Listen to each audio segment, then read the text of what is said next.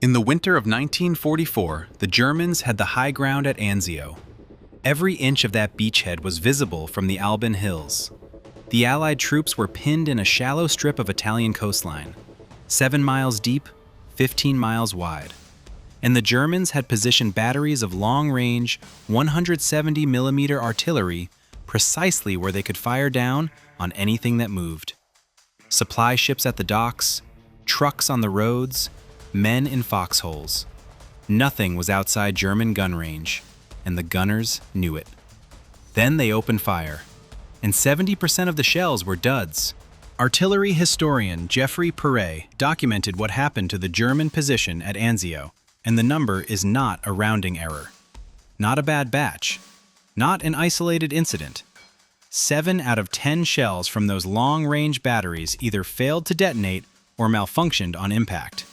The weapons that were supposed to make the Anzio beachhead untenable for the Allies, that were supposed to sink the ships and destroy the port and break the men, landed in the mud and sat there. American soldiers picked them up. Ordnance teams cataloged them. Some were sent back to Washington for analysis. Post-war historians and Allied ordnance analysts pointed the pattern in one direction. Episodes like Anzio's dud-heavy bombardments were the visible result of a German ammunition supply chain increasingly built on forced labor, sabotage, and collapsed quality control. The men and women assembling those shells had been working under threat of death, starving, watching their friends die on the factory floor. They had done what they could. The German war machine in 1939 was the most technically advanced fighting force in the world, and it ran on precision. German ammunition doctrine started from quality control. The Wehrmacht's initial campaigns, Poland, France, the Low Countries, were built on shock and speed. But behind that speed was a logistical system that assumed its munitions would work every time. Artillery shells detonated on contact. Tank rounds penetrated at specified ranges. Small arms cartridges cycled reliably in extreme cold and mud and dust. German soldiers trained to expect it. That expectation made sense in 1939, because in 1939, German munitions factories were staffed by German workers, skilled machinists who understood tolerances, powder chemists who knew the formulas, quality control teams who ran test batches and rejected failures. The German industrial workforce was well-trained, proud of what it made, and invested in outcomes. When Germany went to war, its ammunition went with it, and for the first 2 years, it performed. The problem was the war didn't end in 2 years. By 1942, Germany was in serious trouble with its workforce. The war in the East had consumed men at a rate that no pre-war planning had anticipated. The Wehrmacht had deployed millions of soldiers to the Eastern Front, and those soldiers had to come from somewhere.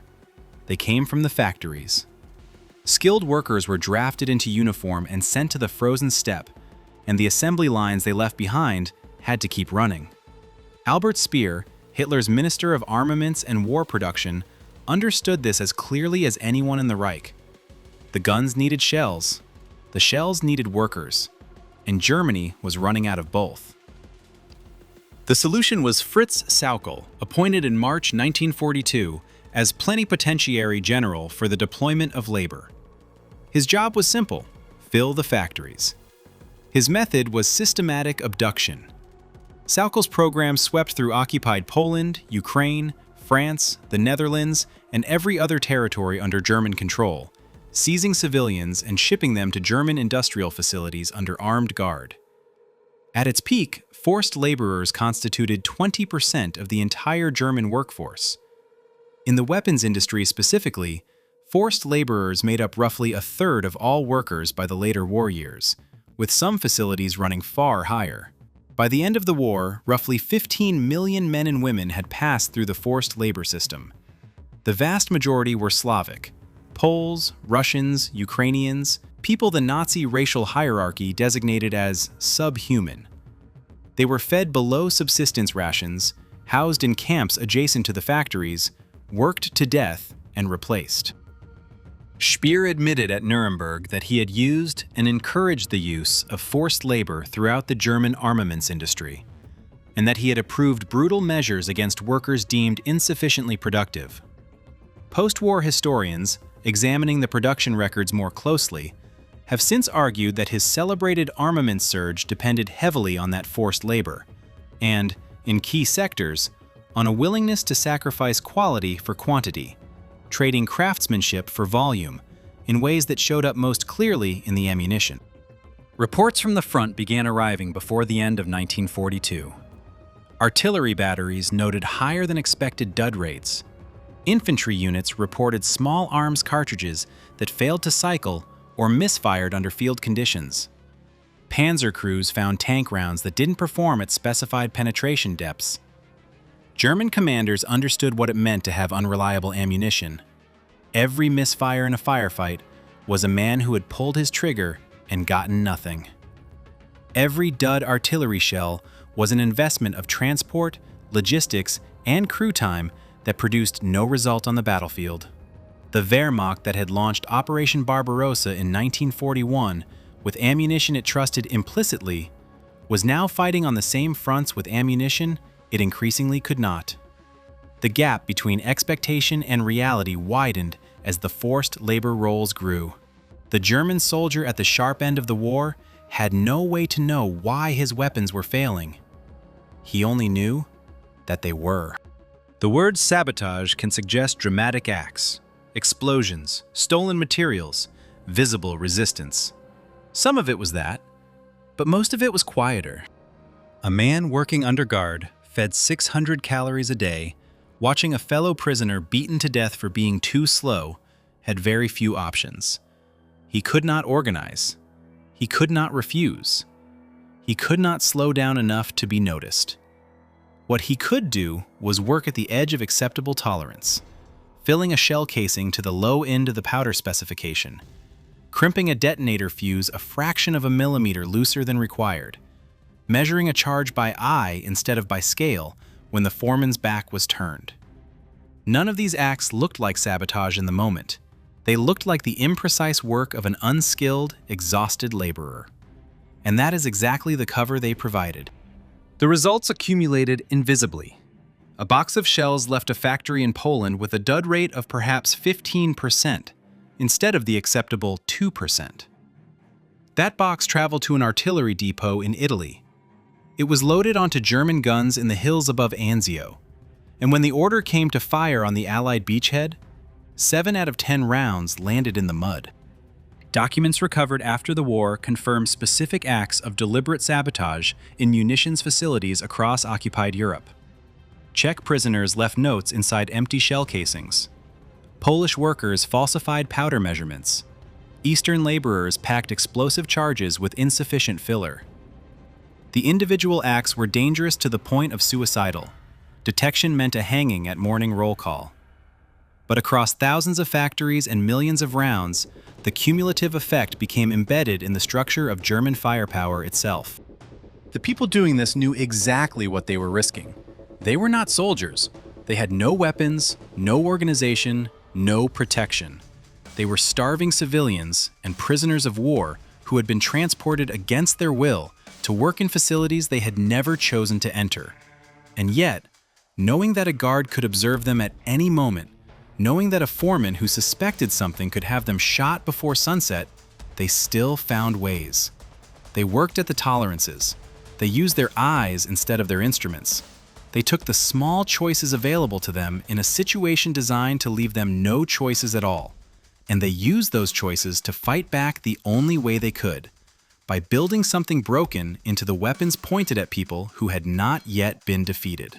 That is not sabotage as a word in a history book. That is war, fought from inside a locked building, by people with nothing left to lose. Waterbury, Connecticut was a small industrial city on the Naugatuck River that by the 1920s had become the brass capital of the world. It made buttons and shower heads and cocktail shakers and lipstick holders. It made alarm clocks and toy airplanes. One of its companies, the Mattituck Manufacturing Company, made upholstery nails. Another, Chase Brass and Copper, made plumbing fixtures. Another, Scoville Manufacturing, made coat snaps. They were ordinary American factories staffed by ordinary American workers, Italians, Irish, Swiss, French, Eastern European immigrants, who showed up for wages and went home for dinner and had no particular reason to ruin what they made. Then Pearl Harbor. The factories converted. Mattituck switched from upholstery nails to cartridge clips for the Springfield rifle, and within months was producing 3 million clips a week. Chase Brass turned out over 50 million cartridge cases and mortar shells, plus more than 1 billion small caliber bullets, and eventually components used in the atomic bomb. The American Brass Company produced more than 2 billion pounds of brass rods, sheets, and tubes over the course of the war. Scoville made so many different military items that the local paper reported there wasn't an American or British fighting man who wasn't dependent on the company for some part of what kept him alive. These workers were paid. They went home at night. They ate. Their families were not in camps. They had union contracts and cafeteria lunches and bus routes named after the plant. And Waterbury was not the exception. It was one node in a national production network that stretched from Connecticut to Missouri to Indiana to Texas. The St. Louis Ordnance Plant ran 24 hours a day, 7 days a week, at its peak employing nearly 35,000 people, turning out 250 million cartridges a month. Women made up half the workforce. They rode the cartridge plant bus routes to shifts that rammed through the night and the early morning and the long midday hours, while their husbands and brothers were on the other side of the ocean. The Lake City Ordnance Plant in Independence, Missouri, built from scratch in 1940, was producing ammunition before Pearl Harbor and never stopped.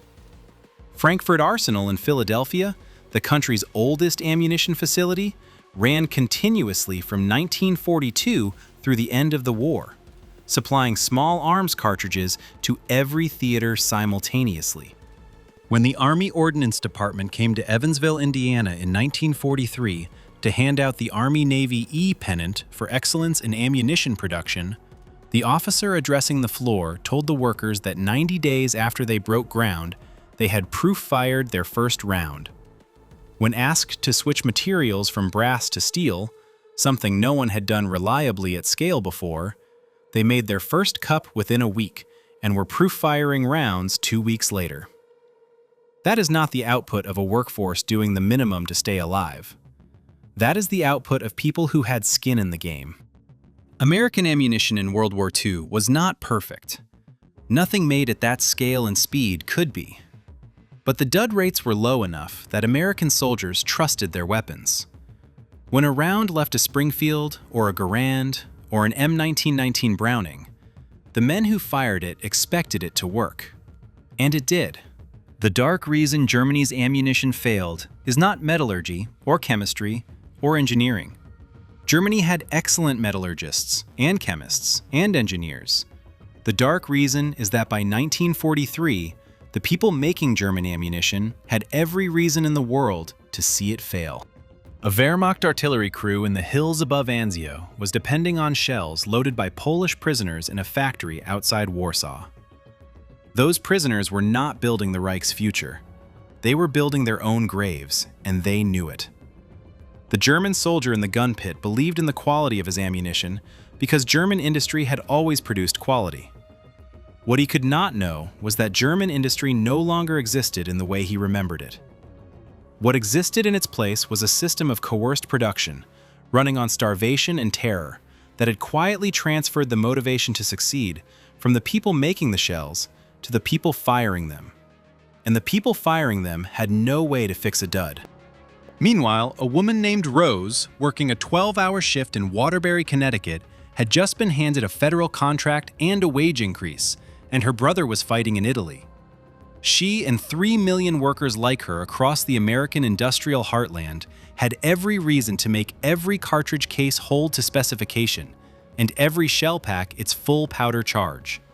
Not because someone was watching, because someone they loved was going to fire it.